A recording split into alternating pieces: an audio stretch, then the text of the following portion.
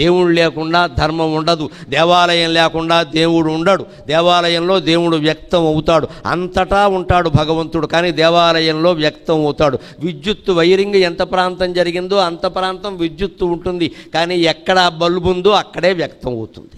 అలాగే భగవంతుడు అంతటా ఉంటాడు, దేవాలయంలోనే వ్యక్తం అవుతాడు. ఎందుకు దేవాలయంలో ఉంటాడు అంటే చెప్పాల్సిన సమాధానం ఇది. మానమకం ఏంటి? పక్కా లాజిక్, శాస్త్రం అది. విద్యుత్తు ఎక్కడుంది, వైరింగ్ ఎంత ప్రాంతం జరిగిందో అంత ప్రాంతం ఉంది కదా, మరి ఇక్కడే వ్యక్తం అవుతుంది. నా మాట ఇక్కడ మాట్లాడితే వ్యక్తం కాదండి, ఎందుకని ఇక్కడ మైక్ రూపంలో ఎక్కడో ఏర్పాటు చేశారు. ఇక్కడ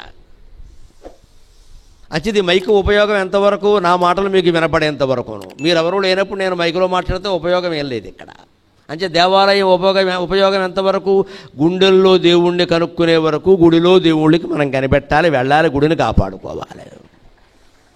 గుండెల్లో శివుణ్ణి కనుక్కోగలిగిన వాడు గుడిలోకి వెళ్ళడం మానేయచ్చు, అభ్యంతరమేలా. గుడిలో ఉన్న శివుడు, గుండెల్లో ఉన్న శివుడు ఒక్కరే, కానీ ఇది కనిపెట్టడానికి గుడిలోకి వెళ్ళాలి మనం. ఆ దేవాలయాన్ని కాపాడుకోవాలి. ఒక్క దేవాలయాన్ని కాపాడుకుంటే ఇందాక చెప్పుకున్న ధర్మ అర్థ కామ మోక్షాలు 4 సాధించవచ్చు. ఎలాగో ఆముక్తమాల్యదలో కృష్ణదేవరాయలు చెబుతాడు. ఒక్క దేవాలయాన్ని కాపాడుకుంటే ధర్మ అర్థ కామ మోక్షాలు 4 సాధించవచ్చు. శ్రీపెరంబుదూరును విలుపుత్తూరుని ఒక గ్రామం ఉంది తమిళనాడులో. మన్నారస్వామి కోవెల, విష్ణుమూర్తి కోవెల పుణ్యక్షేత్రం ఇప్పటికి కూడా. అక్కడే గోదాదేవి జన్మించింది. ఆవిడ కథని ఆముక్తమాల్యద కావ్యంగా రాశాడు మహానుభావుడు. ఆయన ఆ దేవాలయాన్ని వర్ణిస్తాడు, ఆ దేవుణ్ణి వర్ణిస్తాడు. కవులు వర్ణన చేయడం మామూలే కదా, కానీ వర్ణన వెనకాల ఒక ఆంతర్యం ఉంటుంది. అక్కడ ఉంటుంది ఆత్మజ్ఞానం. కేవలం వర్ణనలో ఏముండదు. వర్ణన ఎప్పుడూ వస్తువుని దర్శించనివ్వదు, యథాతథంగా కమ్మేస్తుంది. అందుకే కవులెవరూ యోగులు కాలేదు, కవులుగానే మిగిలిపోయారు.